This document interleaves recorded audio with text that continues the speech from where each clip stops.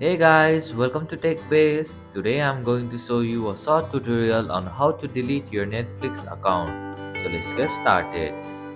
First, open the Netflix app on your device. Tap on the My Netflix option from the bottom of your screen. Now, tap on the hamburger icon from the top right corner of your screen. From the menu, tap on the account option. Scroll down through the list until you find the delete account option. Once you see it, tap on it to proceed.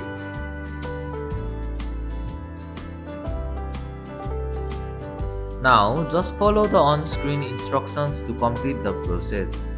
It is a straightforward guide and within a few steps, your Netflix account will be permanently deleted. And that's it.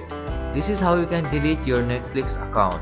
Thank you for watching TechBase. I hope this video was helpful. If it was, then hit the like button and comment down if you have any questions or feedback. Also, if you are new to our channel, please subscribe and hit the bell icon so that you won't miss our upcoming videos.